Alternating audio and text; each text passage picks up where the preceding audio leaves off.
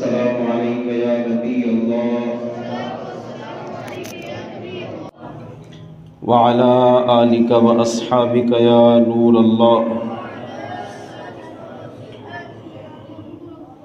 نويت سنة الاعتكاف نبی رحمت شفیع امت صلی اللہ تعالیٰ علیہ وآلہ وسلم کا فرمان الشان ہے، بے شک جبرائیل علیہ السلام نے مجھے یہ بشارت دی کہ اللہ پاک فرماتا ہے، اے پیارے حبیب،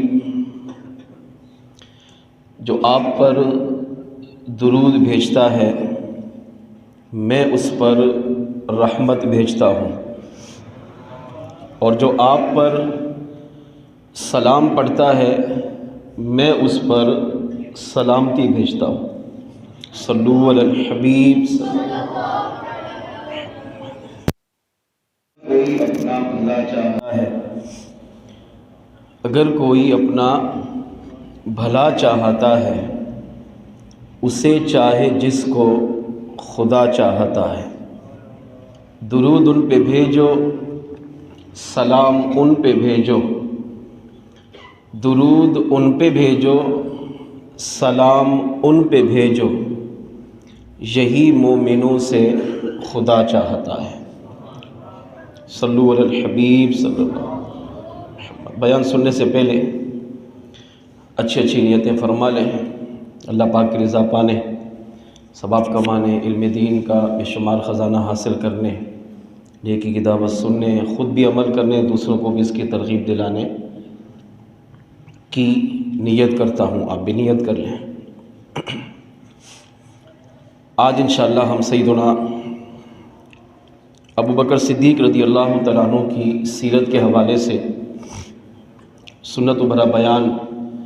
سننے کی سعادت حاصل کریں گے۔ انتہائی توجہ کے ساتھ، محبت و عقیدت کے ساتھ سنیں گے، انشاءاللہ ایمان تازہ ہوگا، عقائد اعمال کی بہترین اصلاح ہوگی۔ اللہ نے چاہا تو سیدنا صدیق اکبر رضی اللہ تعالیٰ عنہ کی محبت، آپ کا پیار، آپ کی عقیدت ہمارے دلوں میں پیدا ہو گئے ہیں۔ مسلمانوں کے پہلے خلیفہ، امیر المؤمنین، نائب رسول، خلیفۃ المسلمین، سیدنا صدیق اکبر رضی اللہ تعالیٰ عنہ وہ عظیم صحابی ہیں کہ آپ کا نام عبداللہ، آپ کی کنیت ابو بکر، آپ کا لقب صدیق اور عتیق ہے۔ پیارے آقا صلی اللہ تعالیٰ علیہ وآلہ وسلم کی بارگاہ میں اتنے مقبول ہوئے، اتنے محبوب بنے، اور اللہ کی بارگاہ میں اتنے مقبول بنے کہ آج دنیا انہیں عبداللہ کے نام سے نہیں جانتی، لیکن صدیق اکبر کے نام سے ہر ایک جانتا ہے۔ اس سے ہمیں یہ سیکھنے کو ملا کہ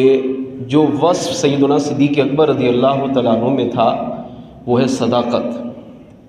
آپ تاجدار صداقت ہیں، سچائی کے آپ امام ہیں، اور وہ آپ نے تصدیقیں کی ہیں کہ جن کی وجہ سے آپ کو تاجدار صداقت کا لقب ملا۔ ہمیں یہ سیکھنے کو ملا کہ ہم بھی ان سے محبت کرتے ہیں۔ ان کے عرس پاک کی اس بابرکت محفل میں، اجتماع میں ہم حاضر ہیں، تو اپنے اندر ہمیں بھی یہ سچائی والی صفت اپنانی چاہیے تاکہ ہم بھی سیدنا صدیق اکبر رضی اللہ تعالیٰ عنہ کی برکتیں حاصل کر سکیں۔ قرآن کریم میں پارہ 30 سورۃ اللیل کی آخری آیات 17، 18، 19، 20، 21 میں اللہ کریم نے ارشاد فرمایا، وَسَيُجَنَّبُهَا الْأَتْقَى، اور ان قریب اسے دور رکھا جائے گا آگ سے، اتقا جو سب سے بڑا متقی ہے، الذی یؤتی مالہ یتزکیٰ، وہ جو اپنا مال دیتا ہے یتزکیٰ، تاکہ وہ خوب ستھرا ہو، اسے پاکیزگی ملے۔ وَمَا لِأَحَدٍ عِندَهُ مِن نِعْمَةٍ تُجْزَىٰ، اور کسی ایک کا بھی اس پر کوئی احسان نہیں کہ اس کا بدلہ دیا جائے۔ إِلَّا ابْتِغَاءَ وَجْهِ رَبِّهِ الْأَعْلَىٰ، سوائے اس کے کہ وہ اپنے بلند و بالا مرتبے والے رب کی رضا چاہتا ہے۔ وَلَسَوْفَ يَرْضَىٰ، اور ان قریب وہ رب اس سے راضی ہو جائے گا۔ ان آیات کریمہ میں اللہ کریم نے مسلمانوں کے پہلے خلیفہ نائب رسول امیر المؤمنین سیدنا ابو بکر صدیق رضی اللہ تعالیٰ عنہ کی شان و عظمت کو بیان کیا۔ آج کے اس بیان میں انشاءاللہ ہم انہی آیات کو سمجھنے کی کوشش کریں گے، اور دعوت اسلامی نے جو ہمیں ایک بہترین صاف ستھرا عقیدہ دیا ہے، وہ عقیدہ بھی انشاءاللہ انہی آیت کریمہ کے ضمن میں سمجھنے کی کوشش کریں گے۔ ان آیات میں اللہ کریم نے سیدنا ابو بکر صدیق رضی اللہ تعالیٰ عنہ کی شان و عظمت اور فضیلت، ان کا مقام، ان کا مرتبہ اور ان کی عظمت لوگوں پر ظاہر فرمائی، اور ایک بہت ہی پیارا عقیدہ دیا کہ انبیاء رسولوں کے بعد سب سے افضل اعلیٰ ہستی سیدنا ابو بکر صدیق رضی اللہ تعالیٰ عنہ کی ذات مبارکہ ہے۔ بدقسمتی سے جس دور میں اور آپ جی رہے ہیں، انتہائی نازک دور ہے، فتنہ فساد کا دور ہے، اس میں ایمان بچانا انتہائی مشکل ہو گیا ہے۔ طرح طرح کے فتنے، گمراہ، بد مذہب، بد عقیدہ لوگ مسلمانوں پر طرح طرح کے حملے کر رہے ہیں، مال کی صورت میں، گاڑی بنگلے کی صورت میں، لڑکیوں سے شادی کرانے کی صورت میں، دنیاوی نعمتیں دے کر، لالچیں دے کر مسلمانوں کے عقائد اور مسلمانوں کے اعمال کو برباد کیا جا رہا ہے۔ ان بد مذہب، بد عقیدہ اور گمراہ کن لوگوں کا صرف یہی مقصد ہے کہ مسلمان کو اس کے دین سے دور کر دو، مسلمان کو اس کے عقائد کو خراب کر دو، اس کے اعمال کو دور کر دو، اسے اچھے اعمال نہ کرنے دو، اسے دنیا کی محبت، دنیا کے لالچ، دنیاوی نعمتوں میں ایسے الجھا دو کہ مسلمان اپنے عقائد، اپنے اعمال دنیا میں ہی برباد کر ڈالے۔ ان تمام فتنوں سے بچنے کا بہترین ذریعہ اس پرفتن دور میں دعوت اسلامی کا دینی ماحول ہے۔ یہ حقیقت عرض کر رہا ہوں۔ ابھی میں کل ایک کلپ دیکھ رہا تھا، پنجاب کے ایک بہت بڑے عالم دین ہیں، حضور سیدنا غزالی زماں راضی دوران قبلہ احمد سعید شاہ صاحب کاظمی رحمۃ اللہ تعالیٰ علیہ، جو اس زمانے کے امام غزالی ہیں، وصال ہو چکا، ان کے ایک شاگرد جن کی عمر 90 سال سے اوپر تھی، بزرگ تھے، تو ایک جگہ گفتگو فرما رہے تھے، تو دوران گفتگو انہوں نے بڑی پیاری بات ارشاد فرمایا لوگوں، اس دور میں اگر تمہیں اپنے عقائد بچانے ہیں، اپنے اعمال بچانے ہیں اور اپنا ایمان بچانا ہے، تو اس کا سب سے آسان اور بہترین طریقہ میں تمہیں بتاتا ہوں۔ اچھا، وہ دعوت اسلامی والے نہیں، پھر خود ہی فرمایا میں دعوت اسلامی والا نہیں ہوں، میں نہ دعوت اسلامی کا رکن ہوں، نہ میرے پاس کوئی عہدہ ہے، نہ کوئی منصب ہے،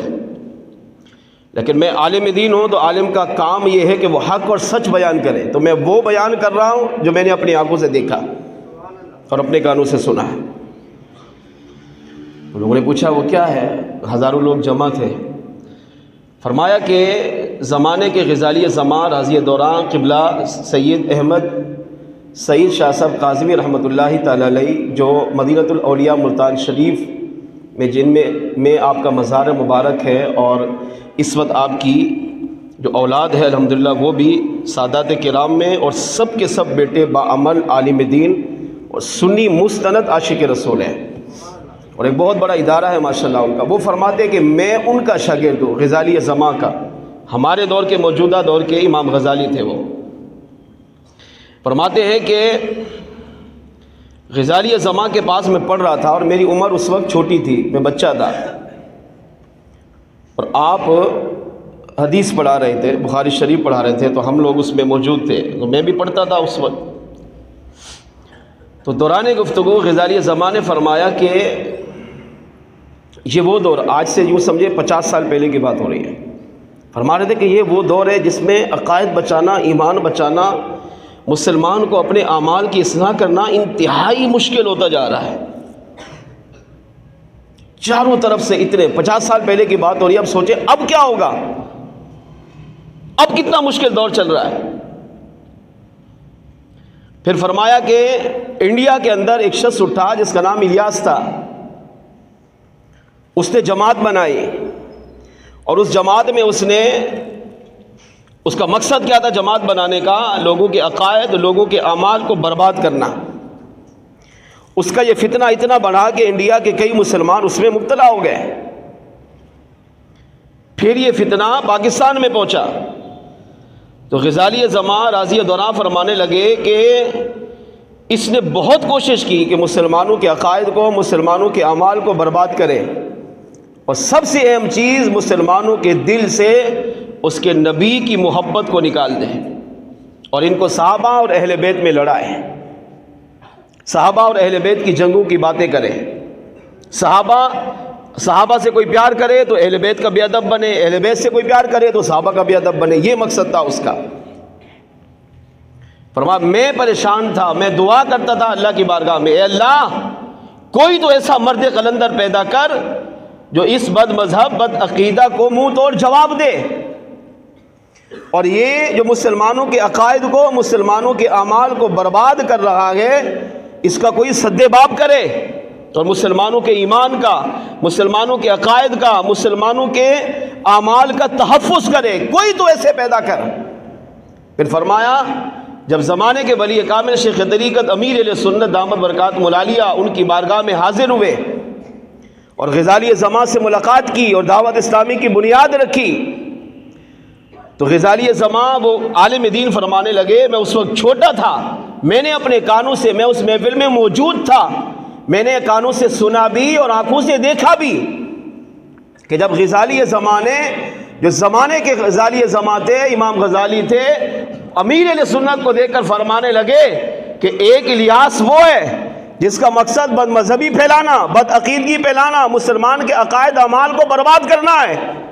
اور ایک الیاس یہ جو میرے سامنے بیٹھا ہوا ہے جس کا تعلق کراچی سے ہے.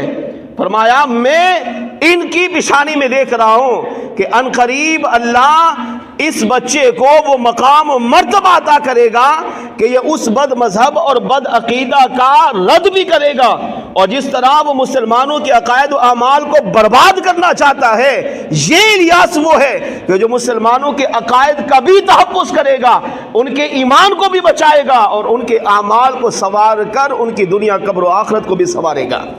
اب وہ عالم دین فرمانے لگے میں چھوٹا تھا، میں یہ باتیں سن رہا تھا، مگر میرا دل مان نہیں رہا تھا، کیونکہ 50 سال پہلے کی بات ہے، ابھی دعوت اسلامی کی ابتدا ہو رہی تھی. وہ کہتے ابھی میری عمر 90 سال ہو چکی. اب جب میں نے دعوت اسلامی کو دیکھا، اس کی خدمت کو دیکھا، امیر اہل سنت کی شب و روز محنت کو دیکھا، تو آپ فرماتے مجھے غزالی زماں کی بچپن میں کہی ہوئی بات وہ اب سچی نظر ہوتی ہوئی نظر آ رہی ہے. فرمایا لوگوں اگرچہ میرا تعلق دعوت اسلامی سے نہیں ہے، مگر میں منبر رسول پر بیٹھ کر حق اور سچ بات کہہ رہا ہوں کہ اس پرفتن دور میں جہاں 72 سے بھی زائد فرقے گمراہوں کے بن چکے ہیں جن کا مقصد مسلمان کے عقائد اعمال کو برباد کرنا ہے، اگر اس پرفتن دور میں تم اپنا ایمان بچانا چاہتے ہو، اپنے عقائد بچانا چاہتے ہو، اپنے اعمال کا تحفظ چاہتے ہو، تو فرمایا اس کا سب سے بہترین ذریعہ دعوت اسلامی کا دینی ماحول ہے. اس ماحول سے وابستہ ہو جاؤ، اس مرد قلندر کی صحبت اختیار کرو، ان کی غلامی کا پٹا اپنے گلے میں ڈال لو. فرمایا اللہ اس مرد قلندر کی برکت سے تمہارے عقائد کا بھی تحفظ فرمائے گا، تمہارے اعمال کا بھی تحفظ فرمائے گا، تمہارے ایمان کا بھی تحفظ فرمائے گا، تم زمین پر جیو گے، ایمان پر جیو گے، تمہارا خاتمہ بھی ایمان پر ہوگا، اور جب قیامت کے دن اٹھو گے تو اللہ قبر سے بھی تمہیں ایمان کی حالت میں اٹھائے گا۔ فرمایا کہ کیوں؟ کیونکہ میں اب اپنی آنکھوں سے یہ ساری حقیقت دیکھ رہا ہوں۔ پھر لوگوں پر سوال قائم کرتے ہوئے فرمایا کہ دیکھیں آج اہل سنت کے اندر بھی بگاڑ پیدا ہو گئے، کتنی جماعتیں، کتنی تحریکیں، کتنی تنظیمیں بن چکی ہیں۔ کوئی صحابہ کی شان بیان کر رہا ہے تو اہل بیت کا گستاخ ہے، اہل بیت کی شان بیان کر رہا ہے تو صحابہ کی بے ادبیاں کر رہا ہے، کوئی انبیاء کی توہین کر رہا ہے، کوئی رب کی توہین کر رہا ہے، کوئی امام الانبیاء کی توہین کر رہا ہے، کوئی اولیاء کی توہین کر رہا ہے۔ لیبل کیا لگایا ہے؟ ہم سنی ہیں، ہم عاشق رسول ہیں۔ پھر چوٹ کرتے ہوئے فرمایا کہ اگر 1 منٹ کے لیے دعوت اسلامی کو آپ ہٹا دیں، اس تحریک کو ہٹا دیں، تو فرمایا پھر میں آپ سے سوال کروں گا کہ اب تم اہل سنت کی کس جماعت میں جاؤ گے؟ کون سی ایسی تحریک ہے کہ جس پر آپ جا کر یہ کہہ سکتے ہیں کہ میں اپنے عقائد بچا لوں گا، ایمان بچا لوں گا، اعمال بچا لوں گا؟ کسی ایک کا نام بتائیے۔ اگر کسی نے کوئی نام نہیں بتایا تو فرمایا کہ لوگ اب اہل سنت کا لباس، اگرچہ اہل سنت حق، سچ، جنتی جماعت ہے، اس پہ کوئی شک نہیں، کوئی دوسری رائے ہے ہی نہیں، اس کے عقائد، اس کے اعمال الحمدللہ قرآن و حدیث کے مطابق ہے، لیکن بد مذہب، بد عقیدہ، گمراہ فرقے اہل سنت کا لباس اوڑھ کر، کیونکہ ہماری اکثریت ہے، پاکستان کا سروے کریں تو آپ کو 80% سے زائد آپ کو سنی عاشق رسول ملیں گے، تو ان کا لباس اوڑھ کر چور جب چوری کرتا ہے تو ظاہر ہے وہ چوری کا طریقہ بھی اپناتا ہے، اگر وہ چوری کے طریقے نہ اپنائے تو کبھی وہ چوری میں کامیاب نہیں ہوگا۔ تو اگر سامنے والے کو گمراہ کرنا ہے تو اس کا لباس بھی پہننا پڑتا ہے، اس کے لیے داڑھی بھی رکھنی پڑتی ہے، اس کے لیے امامہ بھی باندھنا پڑتا ہے، جبے کبے بھی پہننا پڑتے ہیں۔ آپ اپنے آپ کو اس کی طرح بناؤ تو ہی اس کو اپنی طرف کر سکتے ہو۔ جیسے ہم کہیں پہلے آپ باعمل بنیے پھر دوسروں کو بھی بنائیے، آپ خود باعمل ہوں گے تو آپ کی زبان میں تاثیر ہوگی۔ لیکن یہ بد مذہب کیا کرتے ہیں؟ اہل سنت کا لباس اوڑھ کر، اپنے آپ کو سنی کہہ کر، اپنے آپ کو عاشق رسول کہہ کر مسلمانوں کے اندر گھس کر ان کے عقائد و اعمال کو برباد کرتے ہیں۔ تو فرمایا اس دور میں اگر ایمان بچانا ہے، عقائد کا تحفظ کرنا ہے، اعمال کی درستگی کرنی ہے، تو فرمانے لگے لوگوں اس وقت اس کا بہترین ذریعہ دعوت اسلامی کا دینی ماحول ہے،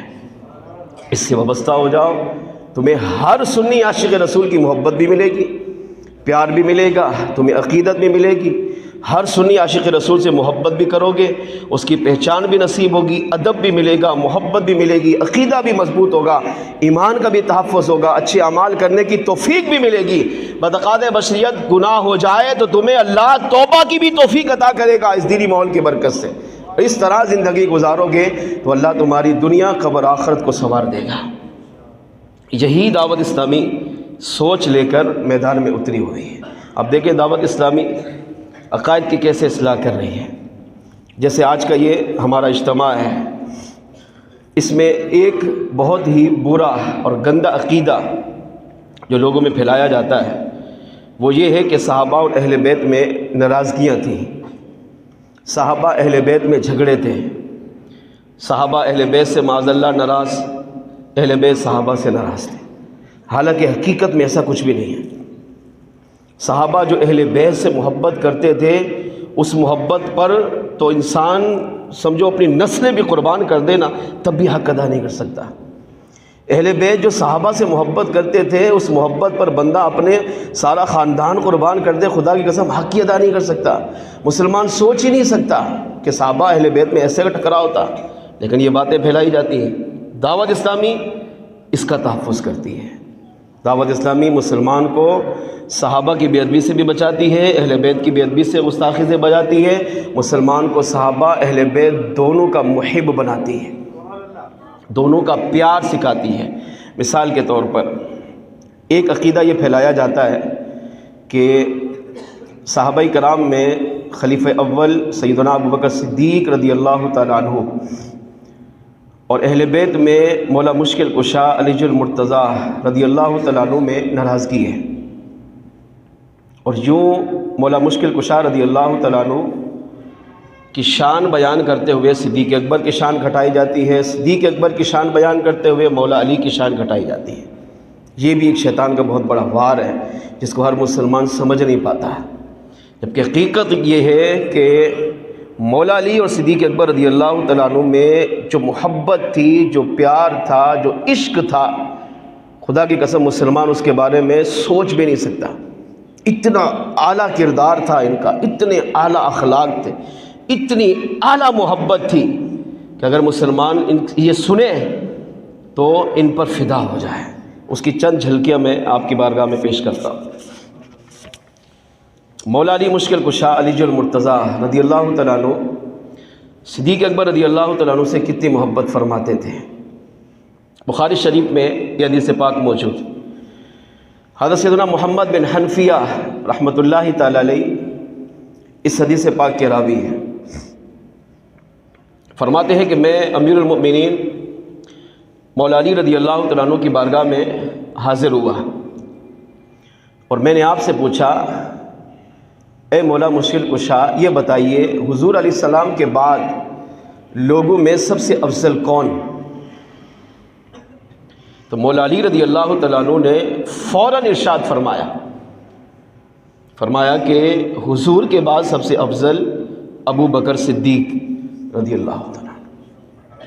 کون کہہ رہے ہیں؟ مولا مشکل کشا علی المرتضیٰ خود فرما رہے ہیں، جبکہ لوگوں میں یہ بات بیان کی جاتی ہے کہ حضور کے بعد سب سے افضل مولا علی، جبکہ مولا علی اپنا عقیدہ بیان کر رہے ہیں کہ حضور کے بعد سب سے افضل ابو بکر صدیق۔ محمد بن حنفیہ رضی اللہ عنہ کہتے ہیں میں نے پھر پوچھا، اے امیر المومنین بتائیے ابو بکر صدیق کے بعد کون افضل والا؟ تو آپ نے فوراً فرمایا کہ صدیق اکبر رضی اللہ تعالیٰ عنہ کے بعد افضل و اعلیٰ ہستی سیدنا عمر فاروق اعظم رضی اللہ تعالیٰ عنہ کی ذات پاک۔ اور ایک روایت میں یہ ہے، محمد بن حنفیہ فرماتے ہیں کہ اگر میں یہ بھی پوچھتا کہ فاروق اعظم کے بعد کون افضل والا ہے تو مولا مشکل کشا علی المرتضیٰ تب بھی اپنا نام نہیں لیتے، بلکہ آپ تب بھی خلیفہ ثالث سیدنا عثمان غنی رضی اللہ تعالیٰ عنہ کا نام لیتے ہیں کہ ان کے بعد وہ افضل والا ہے۔ دوسری حدیث سنیے، جنتی صحابی سیدنا علقمہ رضی اللہ تعالیٰ عنہ اس حدیث کے راوی ہیں۔ فرماتے ہیں کہ میں مولا علی رضی اللہ تعالیٰ عنہ کی بارگاہ میں حاضر ہوا، کچھ لوگ آئے اور آپ کو آ کر یہ خبر دی کہ کچھ لوگ اے مولا مشکل کشا سیدنا ابو بکر صدیق رضی اللہ تعالیٰ عنہ اور سیدنا فاروق اعظم رضی اللہ تعالیٰ عنہ سے آپ کو افضل و اعلیٰ بتاتے ہیں۔ ہمارے سامنے اگر کوئی ہماری تعریف کرے تو ہم پھولے نہیں سماتے، خوش ہوتے ہیں کہ بھئی فلاں جگہ جو ہے نا آپ کی شان بیان ہو رہی تھی، آپ کی تعریف بیان ہو رہی تھی، آپ کے قصیدے پڑھے جا رہے تھے، اب ہم خوش ہوتے ہیں۔ کیوں؟ نفس خوش ہو رہا ہوتا ہے۔ لیکن یہاں پر خوشی کی بات تو تھی لیکن ساتھ ساتھ یہاں عقیدے کا معاملہ تھا، خالی افضلیت یا تعریف نہیں ہو رہی تھی، عقائد کا تحفظ ہو رہا تھا۔ تو علقمہ رضی اللہ عنہ کہتے ہیں کہ جیسے ہی مولا علی کو یہ پتہ چلا کہ کچھ لوگ ایسے ہیں جو یہ عقیدہ اپنا رہے ہیں، لوگوں میں یہ باتیں کر رہے ہیں کہ سیدنا مولا علی رضی اللہ تعالیٰ عنہ یہ افضل ہے، کس سے؟ سیدنا صدیق اکبر اور سیدنا فاروق اعظم رضی اللہ تعالیٰ عنہ سے۔ تو سیدنا علقمہ رضی اللہ عنہ کہتے ہیں مولا علی رضی اللہ تعالیٰ عنہ نے یہ سنا تو فوراً اٹھے اور مسجد میں تشریف لائے اور منبر رسول پر بیٹھ کر اعلان کروایا کہ فوراً لوگوں کو جمع کرو۔ لیکن اگر یہ معمولی مسئلہ ہوتا نا، چھوٹی بات ہوتی، تو مولا علی رضی اللہ تعالیٰ عنہ وہیں بیٹھے رہتے، اس پہ توجہ نہ دیتے، اس کو اہمیت نہ دیتے، لوگوں کو جمع نہ کرتے، مسجد میں آنے کی کیا ضرورت تھی؟ ویسے اس کو جواب دیتے نہیں نہیں بھی ایسا نہیں ہے، میں افضل نہیں ہوں، مجھ سے افضل فاروق اعظم ہے، فاروق اعظم سے افضل ابوبکر صدیق ہے، وہی بھی کہہ سکتے تھے نا. لیکن آپ نے اس مسئلے کو عام مسئلہ نہیں سمجھا، کیونکہ یہ عقیدہ تھا. قیامت تک مسلمانوں کو مولا علی ایک عقیدہ دے رہے تھے، تو آپ کے نزدیک اس مسئلے کی اہمیت تھی، تو آپ فوراً اٹھے، مسجد میں تشریف لائے، منبر رسول پر بیٹھے اور لوگوں کو جمع کروایا، اعلان کروایا، لوگ جمع ہو گئے. آپ نے منبر رسول پر بیٹھ کر سب سے پہلے اللہ تعالیٰ کی حمد و ثنا بیان کی. اللہ کی حمد و ثنا بیان کرنے کے بعد ارشاد فرمایا، اے لوگو، مجھے یہ خبر ملی ہے کہ کچھ لوگ یہ باتیں کر رہے ہیں کہ میں علی، ابوبکر صدیق اور فاروق اعظم رضی اللہ تعالیٰ عنہما دونوں سے افضل و اعلیٰ ہوں. کچھ لوگ یہ باتیں کر رہے ہیں، اس کو اپنا عقیدہ، اس کو اپنا نظریہ بنا رہے ہیں. حالانکہ فرمایا ایسا نہیں ہے. لوگوں سے کہا غور سے سنو، جس علی کو تم صدیق اکبر فاروق اعظم سے افضل کہہ رہے ہو وہ علی خود بیان کر رہا ہے. فرمایا اگر میں نے آج سے پہلے یہ اعلان کیا ہوتا کہ میں صدیق اکبر اور فاروق اعظم رضی اللہ تعالیٰ عنہ سے افضل نہیں ہوں، اگر یہ اعلان میں نے پہلے کیا ہوتا اور میرے اعلان کے بعد اگر کوئی شخص اٹھ کر یہ کہتا کہ اے علی آپ صدیق اکبر اور فاروق اعظم سے افضل و اعلیٰ ہے، تو آپ فرماتے میرے نزدیک وہ جھوٹا ہوتا، کذاب ہوتا، وہ مجھ پر بہتان باندھنے والا ہوتا، اور میں یہی لوگوں کے سامنے ابھی اس کو 80 کوڑے مار کر اس کو سزا دیتا. لیکن میں نے یہ پہلے اعلان نہیں کیا. لیکن سنو، اب میں یہ اعلان کر رہا ہوں، تمہیں گواہ بنا رہا ہوں. منبر رسول پر بیٹھ کر مولا مشکل کشا نے صحابہ کے سامنے یہ بات بیان کی کہ اگر یہ اعلان میں پہلے کرتا تو جن لوگوں نے مجھے صدیق اکبر فاروق اعظم سے افضل کہا میں انہیں ابھی سزا دیتا،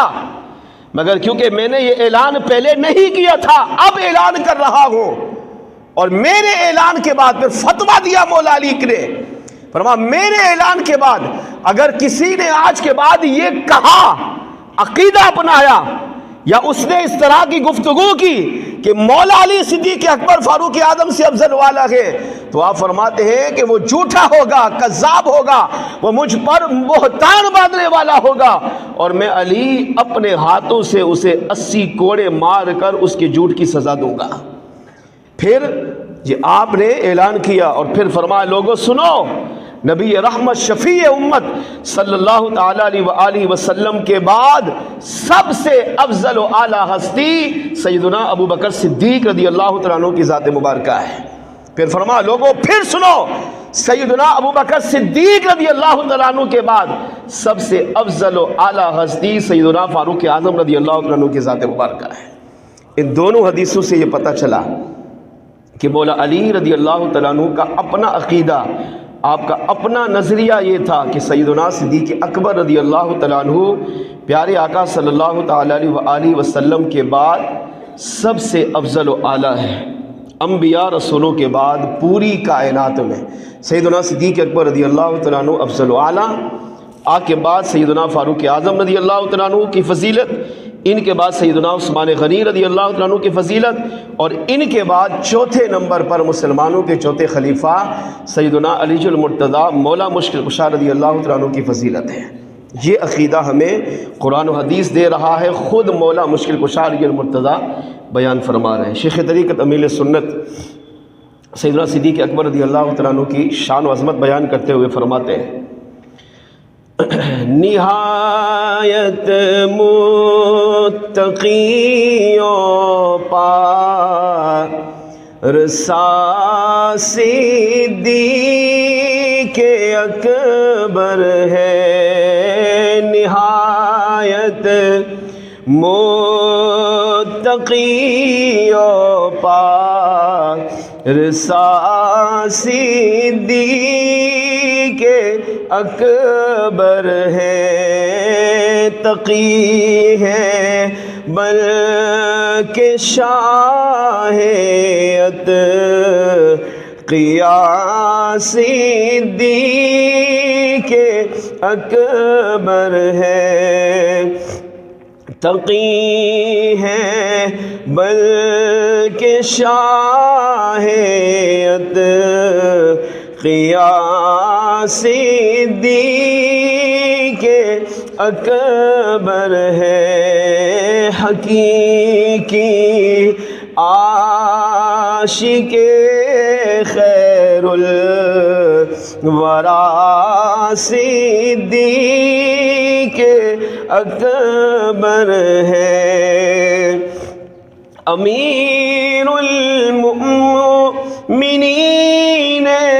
آپ، امام المسلمین ہیں آپ، امیر المؤمنین ہیں آپ، امام المسلمین ہیں آپ، نبی نے جنتی جن کو کہا صدیق اکبر ہے، نبی نے جنتی جن کو کہا صدیق اکبر ہے، حقیقی عاشق خیر الورا، صدیق اکبر ہے،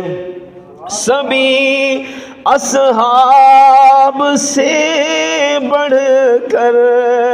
مقرب ذات ہے ان کی، سبھی اصحاب سے بڑھ کر مقرب ذات ہے ان کی، رفیق سرور ارض و سما، صدیق اکبر ہے، رفیق سرور ارض و سما، صدیق اکبر ہے، حقیقی عاشق خیر الورا، صدیق اکبر ہے، حقیقی عاشق خیر الورا،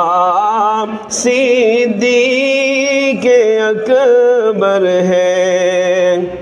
خدائے پاک کی رحمت سے انسانوں میں ہر ایک سے، خدائے پاک کی رحمت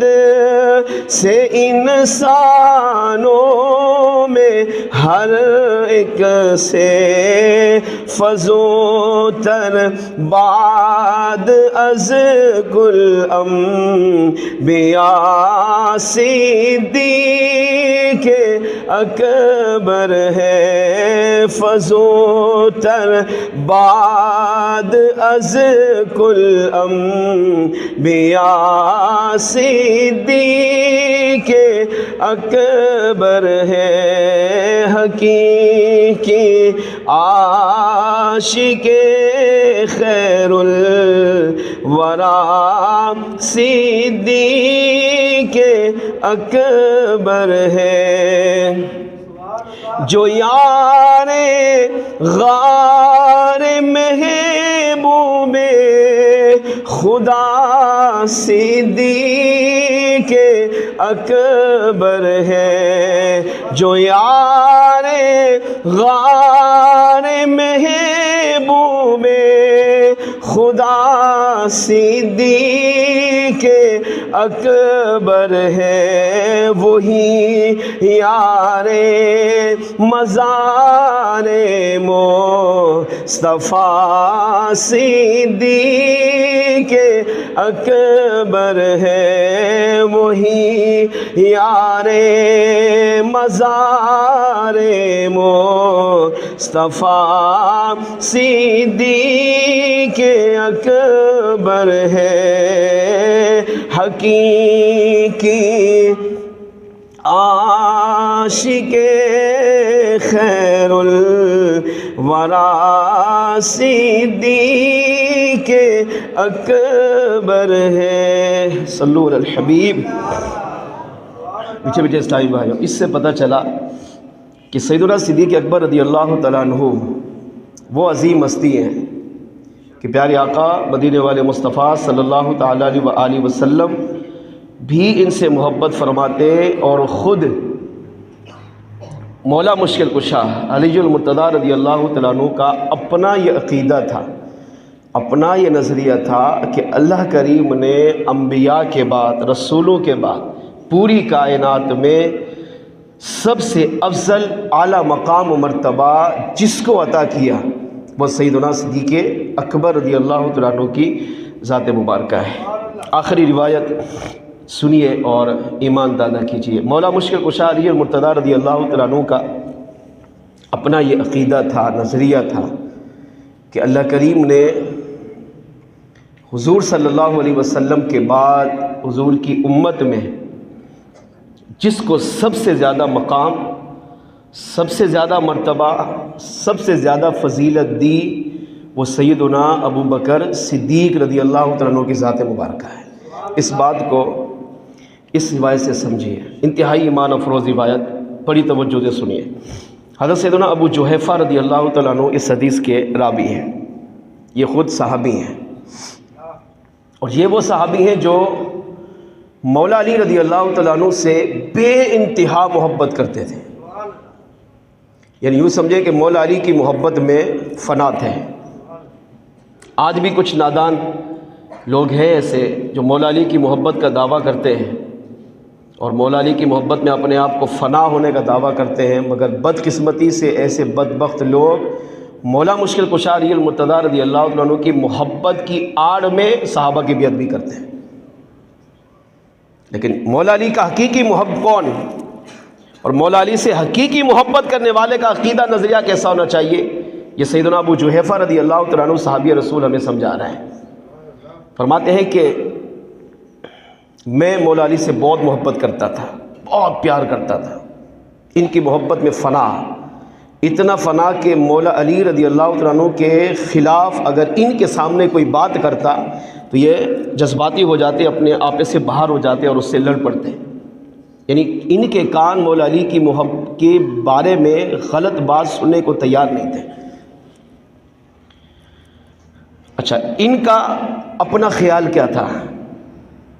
ان کا خیال یہ تھا ابو جحیفہ رضی اللہ عنہ کا کہ حضور صلی اللہ علیہ وسلم کے بعد سب سے افضل اعلیٰ ہستی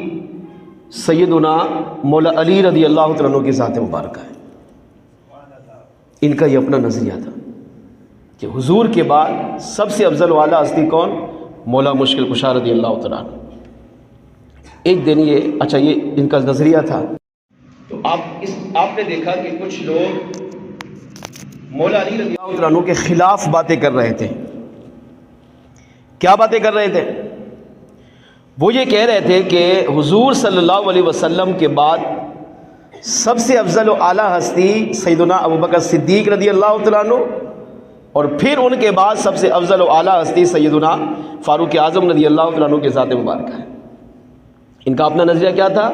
حضور کے بعد افضل و اعلیٰ ہستی مولا علی رضی اللہ تعالیٰ عنہ۔ تو اب ظاہر مولا علی کی محبت میں فنا تھے، تو مولا علی کے خلاف کوئی بات سن بھی نہیں سکتے تھے، تو لوگوں کو یہ باتیں کرتے ہوئے سنی۔ لوگ کہہ رہے تھے کہ نہیں، حضور کے بعد سب سے افضل و اعلیٰ ہستی صدیق اکبر۔ ان کا نظریہ کیا تھا؟ حضور کے بعد سب سے اعلیٰ ہستی مولا علی۔ تو اب ظاہر ہے کہ انہوں نے اپنے نظریے کے خلاف جب سنا، حالانکہ لوگ سچ کہہ رہے تھے، لوگ جو عقیدہ بیان کر رہے تھے وہی حق تھا، وہی سچ تھا کہ آقا علیہ السلام کے بعد افضل و اعلیٰ ہستی سیدنا صدیق اکبر ہیں، پھر ان کے بعد فاروق اعظم ہیں۔ مگر ان کا ابو جحیفہ رضی اللہ تعالیٰ عنہ کا اپنا نظریہ یہ تھا کہ حضور کے بعد افضل و اعلیٰ ہستی خود مولا علی ہیں۔ تو جب انہوں نے لوگوں کو یہ سنا تو لوگوں سے الجھنا شروع ہو گئے کہ تم یہ کیا باتیں کر رہے ہو۔ المختصر آپس میں ناراضگی ہوئی اور بد کلامی ہوئی، بات میں اونچ نیچ ہو گئی، تو ان کا دل دکھا، غمزدہ ہو گئے۔ غمزدہ کچھ دن رہے تو غم کی کیفیت میں محبت تھی نا، برداشت نہیں کر سکے، اور یہی سچی محبت ہوتی ہے۔ لیکن عقیدہ کیا ہے وہ مولا مشکل کشا نے دیا ہے۔ اپنے اس صحابی کی بھی آپ نے اصلاح کی۔ مولا مشکل کشا رضی اللہ عنہ کی بارگاہ میں ایک دن حاضر ہوئے تو آپ نے دیکھا کہ بڑے غمزدہ ہیں، افسردہ ہے، اور چہرہ غم سے بھرا ہوا ہے۔ تو مولا علی رضی اللہ تعالیٰ عنہ نے ان سے پوچھا، ابو جحیفہ کیا ہوا؟ آپ بہت غمزدہ لگ رہے ہو۔ تو عرض کیا کہ ہاں غمزدہ ہوں۔ مولا علی رضی اللہ تعالیٰ عنہ اٹھے، ان کا ہاتھ پکڑا اور ان کو ہاتھ پکڑ کر کچھ چلے، قریب کیا اور گفتگو کرتے ہوئے فرمایا کہ کس چیز نے تمہیں تکلیف پہنچائی، رنج پہنچایا، کیوں غمزدہ ہو، کیوں دکھی ہو؟ تو سیدنا ابو جحیفہ رضی اللہ تعالیٰ عنہ نے سارا واقعہ سنایا کہ میں گیا تو لوگ یہ باتیں کر رہے تھے کہ حضور کے بعد افضل و اعلیٰ ہستی سیدنا ابوبکر صدیق، پھر ان کے بعد افضل و اعلیٰ ہستی سیدنا فاروق اعظم۔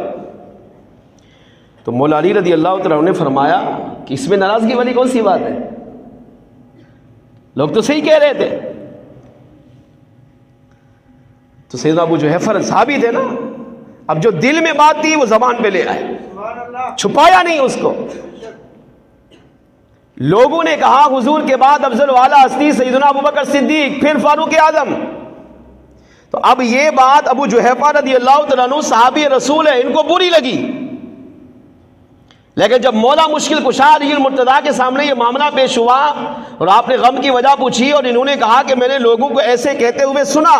کہ حضور کے بعد افضل و اعلیٰ ہستی صدیق اکبر، پھر فاروق اعظم، تو مجھے برا لگا۔ تو مولا علی رضی اللہ عنہ نے فرمایا اس میں بری کون سی بات ہے،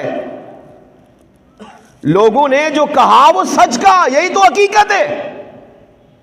تو ابو جحیفہ رضی اللہ تعالیٰ عنہ نے اب اپنا دلی خیال بیان کیا، کہا کہ مولا علی میں یہ سمجھتا تھا کہ حضور کے بعد سب سے افضل و اعلیٰ ہستی آپ ہیں، میرا یہ نظریہ تھا، میری محبت، آپ کا پیار، آپ کی عقیدت مجھے یہ سمجھا رہی تھی کہ حضور کے بعد آپ افضل و اعلیٰ ہیں، کیونکہ آپ کی شان کمال کی، آپ کا مرتبہ، آپ کا مقام میں یہ سمجھتا تھا۔ لیکن آج لوگوں کو سنا، لوگ کہہ رہے تھے نہیں حضور کے بعد صدیق اکبر افضل، پھر فاروق اعظم، پھر عثمان غنی، پھر مولا علی، تو مجھ سے برداشت نہ ہوا۔ تو مولا علی رضی اللہ تعالیٰ عنہ نے فوراً اس صحابی کی اصلاح کی۔ آپ نے فرمایا لوگوں نے جو کہا وہ سچ کہا، وہی حق ہے، وہی سچ ہے۔ اور فرمایا ابو جحیفہ سنو کہ میرے آقا صلی اللہ علیہ وسلم کے بعد کیا میں تمہیں نہ بتاؤں کہ سب سے افضل و اعلیٰ ہستی کون ہے؟ تو ابو جحیفہ رضی اللہ تعالیٰ عنہ نے عرض کیا یا علی المرتضیٰ ضرور ارشاد فرمائیے۔ تو مولا مشکل کشا علی المرتضیٰ رضی اللہ تعالیٰ عنہ نے ابو جحیفہ صحابی رسول کے سامنے بیان کیا اور ان کی عقیدے کی اصلاح کی، اور فرمایا ابو جحیفہ سنو، آقا علیہ السلام کے بعد اگر پوری کائنات میں انبیاء رسولوں کے بعد سب سے افضل و اعلیٰ ہستی اگر کوئی ہے تو وہ سیدنا ابو بکر صدیق رضی اللہ تعالیٰ عنہ کی ذات مبارکہ ہے۔ پھر فرمایا کہ صدیق اکبر رضی اللہ تعالیٰ عنہ کے بعد سب سے افضل و اعلیٰ ہستی سیدنا عمر فاروق اعظم رضی اللہ تعالیٰ عنہ کی ذات مبارکہ ہے۔ تو آپ نے صحابی رسول کے سامنے یہ بات بیان کر کے ان کے عقیدے کا بھی تحفظ کیا، ان کی بھی اصلاح کی کہ مجھ سے محبت کرتے ہو ٹھیک ہے، مجھ سے پیار کرتے ہو ٹھیک ہے، مگر میری محبت میرے پیار میں عقیدے میں خرابی نہیں ہونی چاہیے، عقیدہ وہی رکھو جو مجھ علی کا عقیدہ ہے۔ اور مولا علی رضی اللہ تعالیٰ عنہ نے اپنا عقیدہ خود بیان کرتے ہوئے فرمایا کہ آقا علیہ السلام کے بعد افضل میں علی نہیں بلکہ ابو بکر صدیق رضی اللہ تعالیٰ عنہ ہے۔ آقا علیہ السلام کے بعد افضل ابو بکر صدیق، ان کے بعد افضل اعلیٰ ہستی سیدنا فاروق اعظم، اور مولا علی رضی اللہ تعالیٰ عنہ خود صدیق اکبر رضی اللہ تعالیٰ عنہ سے کتنا پیار کرتے تھے۔ آپ فرماتے لوگوں اگر علی کا تعارف سننا چاہتے ہو تو سنو، فرمایا ما انا الا حسنۃ من حسنات ابی بکر، میں علی ابو بکر صدیق رضی اللہ تعالیٰ عنہ کی نیکیوں میں سے صرف ایک نیکی کا نام ہوں۔ ان کی شان، ان کا مقام، ان کا مرتبہ، ان کی فضیلت تو بہت ہی عرف والا ہے۔ فرمایا ان کی ساری زندگی کی نیکیاں ایک طرف اگر رکھ لی جائیں تو علی تو صدیق اکبر کی ایک نیکی کا نام ہے۔ اور فاروق اعظم رضی اللہ تعالیٰ عنہ کیا فرماتے کہ کاش اللہ مجھے سیدنا صدیق اکبر رضی اللہ تعالیٰ عنہ کے سینے کا بال بنا دیتا ہے۔ یہ صحابہ کی سیدنا صدیق اکبر رضی اللہ تعالیٰ عنہ سے محبت، اور مولا علی رضی اللہ تعالیٰ عنہ کا یہ فرمان، آپ کی یہ حدیث ہمیں یہ سمجھا رہی ہے، پیغام دے رہی ہے، قیامت تک آنے والی امت کی اصلاح کر رہی ہے کہ آقا علیہ السلام کے بعد اگر سب سے افضل و اعلیٰ ہستی ہے تو سیدنا ابو بکر صدیق رضی اللہ تعالیٰ عنہ کی ذات مبارکہ، پھر ان کے بعد فاروق اعظم رضی اللہ تعالیٰ عنہ، پھر ان کے بعد عثمان غنی رضی اللہ تعالیٰ عنہ، اور پھر چوتھے نمبر پر مولا علی رضی اللہ تعالیٰ عنہ کی ذات مبارکہ سب سے افضل و اعلیٰ ہے۔ یہی عقیدہ، یہی تعلیم دعوت اسلامی کا ہمیں دینی ماحول دے رہا ہے۔ ہمیں چاہیے کہ دعوت اسلامی کے دینی ماحول سے وابستہ ہو جائے، اس ماحول سے وابستہ رہیں گے، عقائد کی بھی اصلاح ہوگی، اعمال کی بھی اصلاح ہوگی۔ میں نے بیان کے شروع میں عرض کیا ہے، اگر چاہتے ہیں دنیا سنورے، قبر سنورے، آخرت سنورے، بہترین ذریعہ دعوت اسلامی کے دینی ماحول کو اپنا لیجئے، اس میں آنا جانا رکھیے، اس کے اجتماعات میں شرکت کیجئے، مدنی قافلوں میں سفر کیجئے، نیک اعمال کا رسالہ پور کیجئے، انشاءاللہ دنیا قبر و آخرت سنور جائے گی۔ اللہ کریم ہمیں عمل کی توفیق عطا فرمائے، آمین۔